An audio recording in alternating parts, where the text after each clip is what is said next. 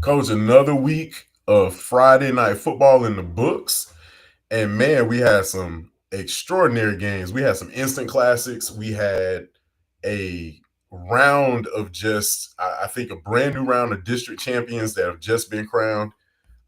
It's time to go ahead and talk about week number 10.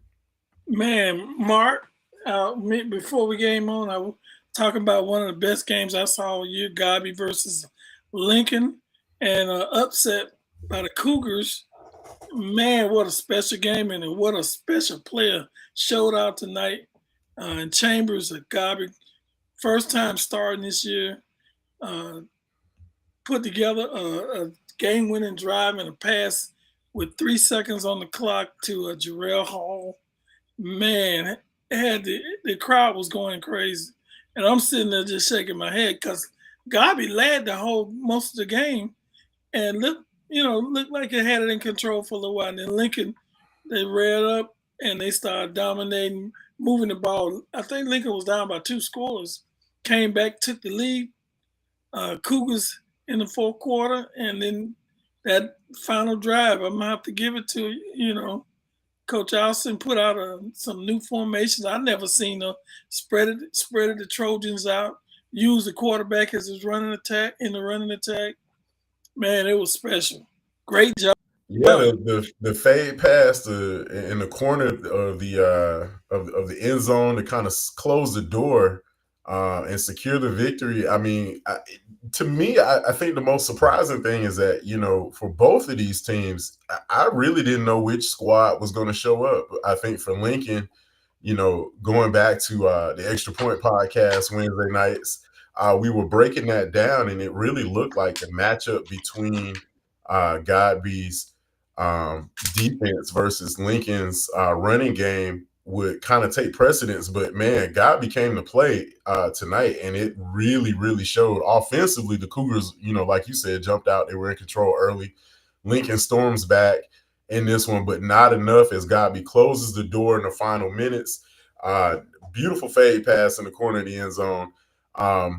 But a lot of what I have seen is just, you go back and you look at both teams' records. I think Lincoln had a couple of games in the midway point of the season between Ware County and Nice that, you kind of expected them to be challenged a bit, weren't really surprised at the losses that they took. The Trinity Christian loss surprised me. I felt like Lincoln was a really dominant team going into that game. And just defensively, they just weren't there. And Trinity Christian was beneficiary of another stud athlete showing back up midway in the season in that one. But this one, I always tell people, man, I played in this game. You could throw the records out. This is just clean old fashioned hate. We don't like them. They don't like us. You might be friends at church on Sunday. You might see your mamas out in the street. You might dap each other up, but on Friday night when that game is going on, like, nah, you throw everything out the window. Most of the instant classics that have happened over the past 15 years have featured Godby versus Lincoln. We've seen Hail Marys, we've seen come from behind wins, we've seen undefeated seasons on the line just fall to the wayside in this ball game. So this is no different. But check the records on Max Prep. So you go back and you look at the records for these games going back almost 20 years. It has been just a thrill ride. One of the things that I do like is that this game is not the final. Usually this game is the game that closes out the regular season for these two teams. With the recent scheduling changes and everything else now happening, this really does two things. It really puts Godby back into great position for the playoffs. With Wakulla securing the district championship in another thrilling game. We'll get to that in a minute. But Cougars get, really just, I mean, this is exactly, you want a big quality win and some points on the board to be able to kind of secure your spot in the playoffs. And Godby sitting in a pretty decent spot right now, even though they are not the district champion. Lincoln still has the first round kind of sold up because they are the district champion. But man, this is a tough one, mostly because you hate to lose going into the final week of the regular season with the playoffs looming and every point counts. You want to be able to kind of secure your position, especially in the second round. You don't want to hit the road too early, but more so you hate it because this is your rival. You got to see these people, so it's just that's really what it's about. You don't want to lose to the guys across the way. But yeah, Tharp Street prevails in this one. Uh, this is just one where you wear the bragging rights for another year, and it's just like I said, another instant classic between two great teams. Yep, Mark, it was it had my attention, man. I was wondering if Gabi was going to come back because I was so impressed with how they played the game. They've had some, I would call, some real bad losses during the season, and they showed up tonight and played a solid Lincoln Trojan team. And that's the kind of game as a coach, uh, you don't rest well because all you think about is what I could have done, what we could have done. It shoulda, woulda, coulda, and he lost the game in on the basically the final play of the game. Tough loss. So yeah, this one will go down as in, like we said, another instant classic. We gotta start rating these games. We gotta come up with a rating system for the games. But yeah, let's rewind back to yesterday, Thursday night. Mosley, a big winner over Gulf Breeze Dolphins, absolutely on a tear right now, ripping off their eighth straight win, going into, seventh straight win, going into the final week of the regular season with a big 54-14 win over Gulf Breeze on Thursday night. Mosley is your district champion.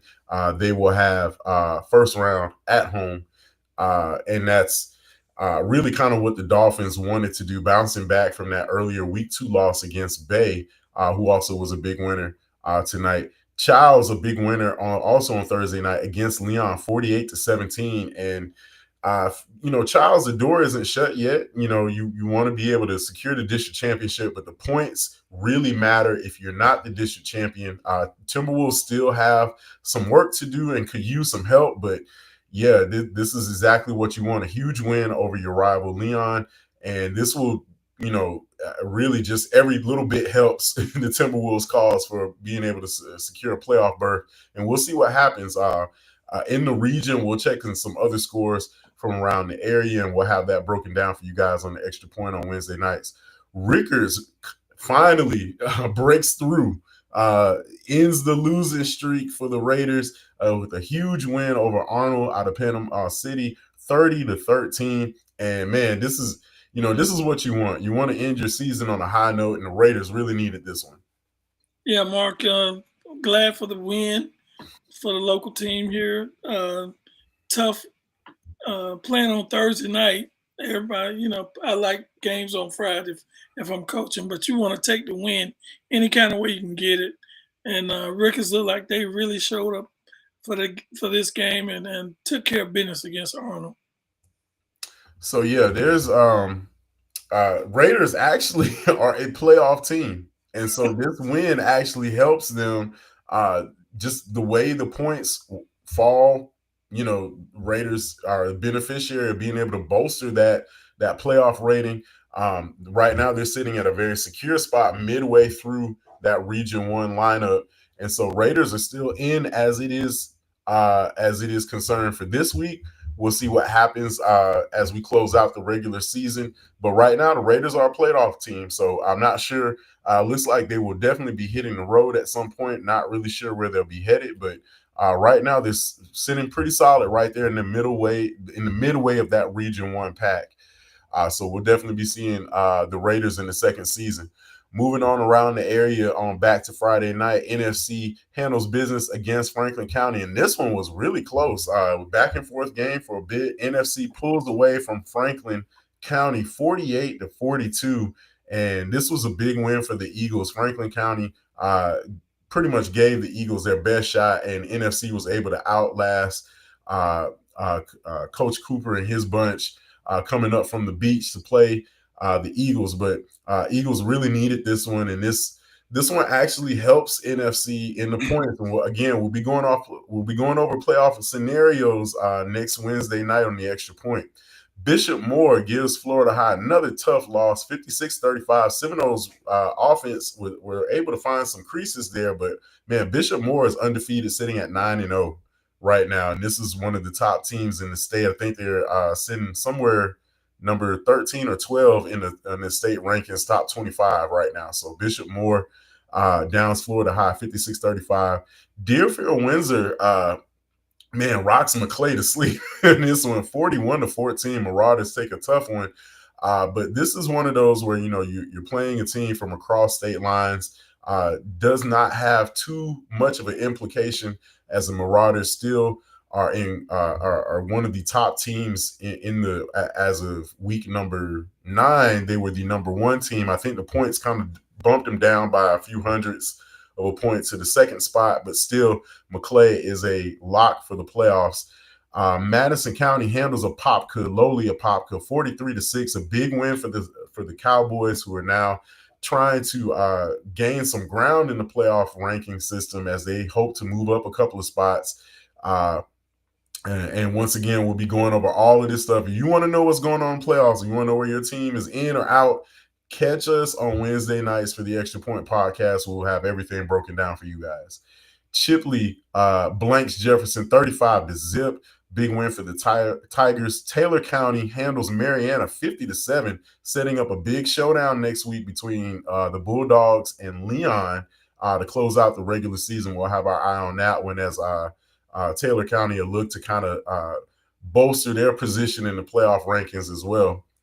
Liberty County, a big winner over Hilliard, 49-0. And man, the Bulldogs, man, they have just absolutely turned it on since week number 3. They've been on an absolute tear, ripping off, I think, 5 or 6 straight.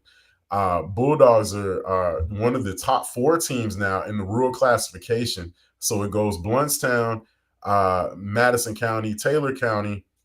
And this is not in any particular order, don't quote me. But again, they're sitting right there with Holmes County, I think somewhere around that 4th or 5th spot. So this is going to be very entertaining. If you want to see some great playoff football, you got to tune into the rural classifications. It's going to be crazy. Liberty County with the win. I believe they will have an opportunity to kind of add to their resume. They got another game in week number 11.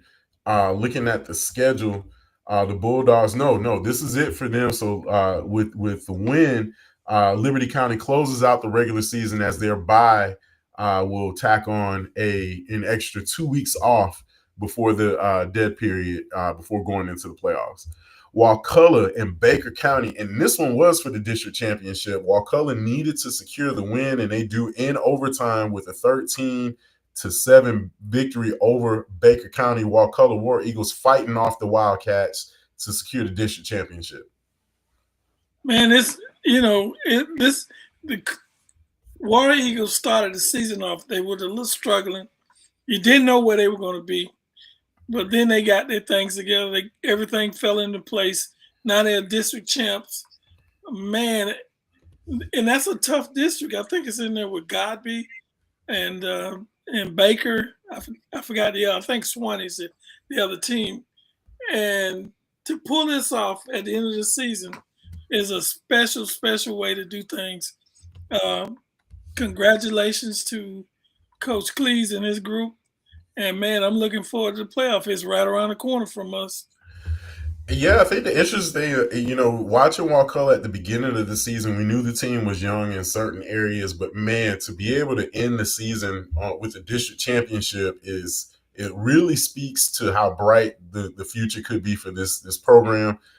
With some of the young kids that they have, Wakulla right now has a lot of underclassmen, 11th juniors and sophomores roped into the mix, with a few seniors here and there. But man, this is a team that if you think that they're able to put this together this season, man, you really got to look out for next year, because these guys are going to be more mature. But man, the experience that this young group is going to get, knowing how to fight through adversity, and looking at the schedule that they've had, they came off of a tough overtime loss against South Walton last week, where they stumbled, and now they're right back in the driver's seat with the district championship. They'll be able to host first round playoff game. So Wakulla is your district champion. Moving around the area, Lafayette, big winner over Branford, 53-7. Lafayette's one of those other top teams in the rural classification, And man, we'll have to spend probably about 20 minutes talking about the Rural because it's gonna be very entertaining. Fort White downs Hamilton County 35-6. Bluntstown, man, the Tiger Train just keeps on rolling with I another big saw win, 48-20 over Holmes County. And we talked about Mark. this game I, earlier. I watched that game tonight. Uh, give Holmes some credit. When the game started off, they were hanging in there. It was tough. Bloodstown didn't just run up and down the field on them, but as the game started, uh, further in the game, they took over running the ball down the throat and then throwing the ball a little bit, and was an impressive win. But Holmes County not that's not going to be an easy win for anybody.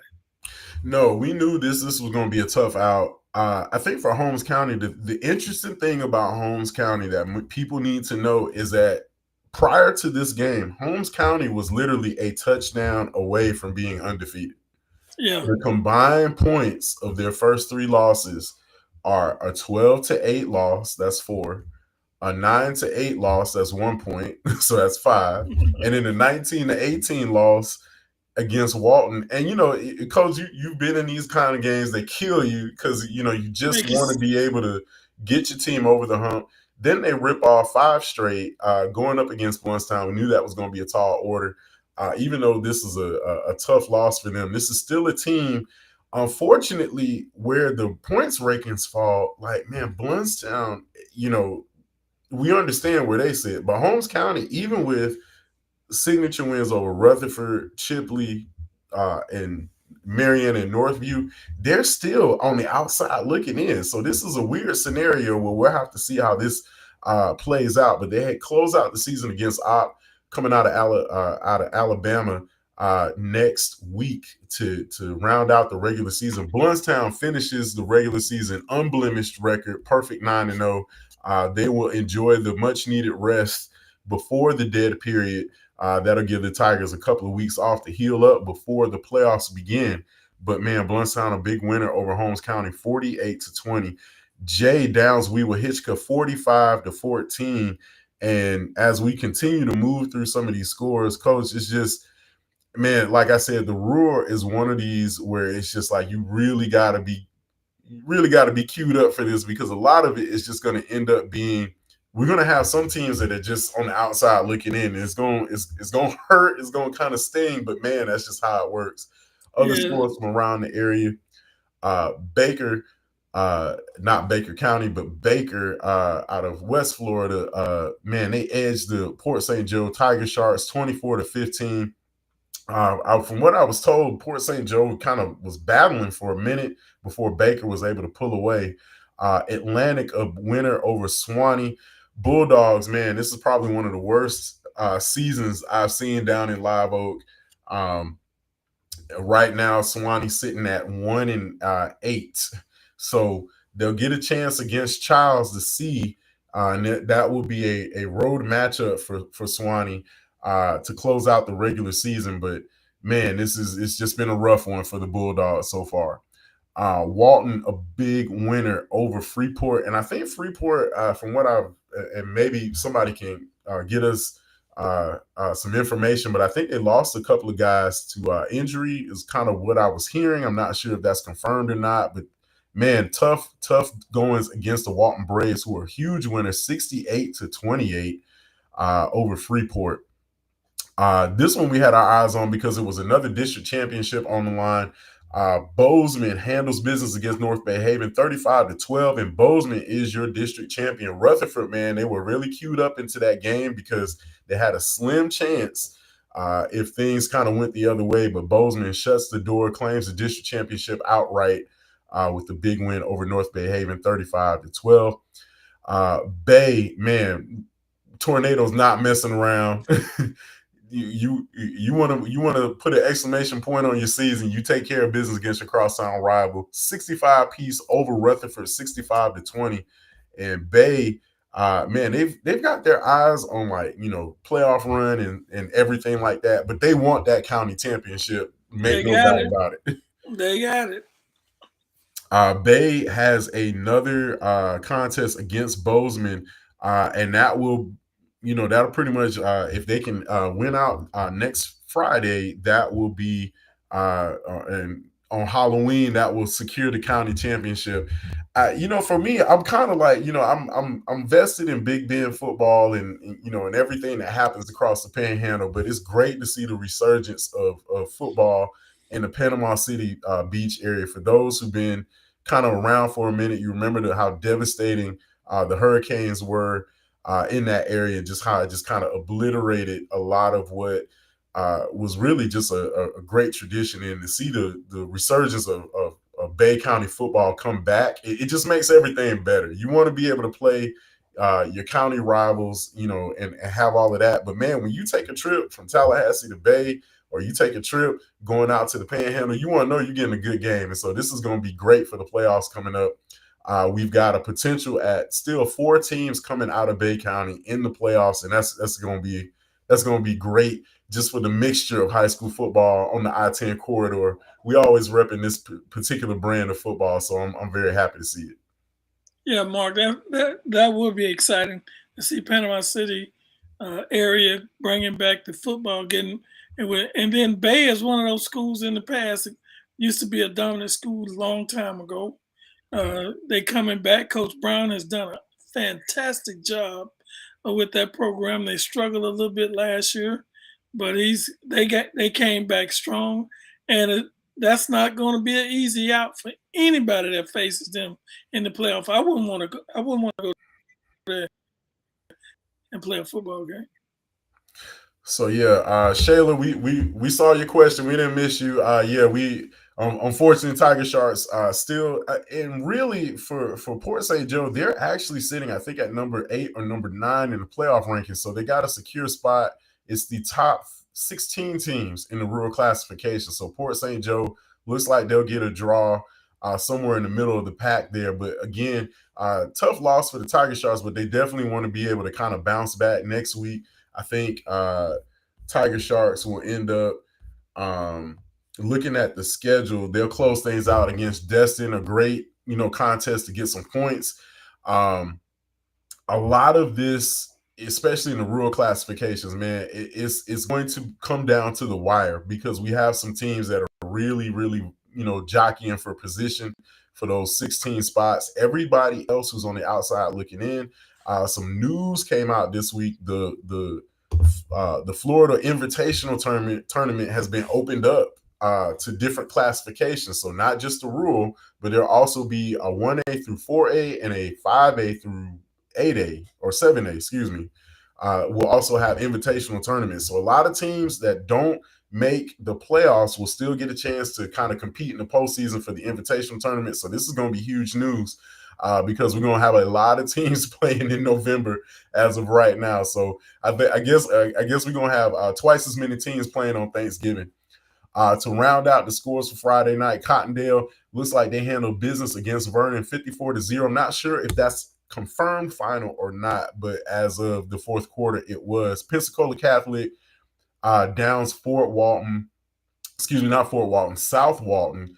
24-13. Sowall actually led at half. I think they were up 13-10. Yeah, they were. And Pensacola Catholic came back and shut the door on senior night to secure the district championship. And so that will do it for week number 10. 1 week remains in the regular season, Coach, and it's definitely going to be it's going to be a good one as we go into the final weeks of the regular season. We'll have everything. Like I said, tune in on Wednesday nights, Extra Point podcast, where we talk about all of the playoff scenarios and matchups for week number 11 as we go into the first round of the playoffs, who potential matchups, where teams are falling in terms of the points. And then as we conclude the last week of the regular season, we'll get a chance to kind of see the playoff preview selection show. I think starts that Sunday. And so we'll have everything broken down. We'll find out where your teams are at, and we'll talk about the Florida Invitational Tournament and what that means for teams that don't necessarily get in. But hopefully this will be a great opportunity for a lot of teams that missed the playoffs, missed the cut, to still play some postseason football. So looks like it's going to be a fun time, Coach. We're going to have 3 or 4 times as many Mm-hmm. teams playing on Thanksgiving as we used to. Man, look like we're gonna have just as many that played in the regular season, playing in the postseason with the invitational tournament. Man, that's kind of exciting. It give you a chance to play some extra ball, like you say. Thanksgiving, got a chance to play during Thanksgiving. While I was coaching, that was the goal. Let's practice. I want to practice on Thanksgiving morning because we got a game on Friday. So look, I know a lot of these kids and a lot of these seniors, it's going to be very important for them to play postseason football.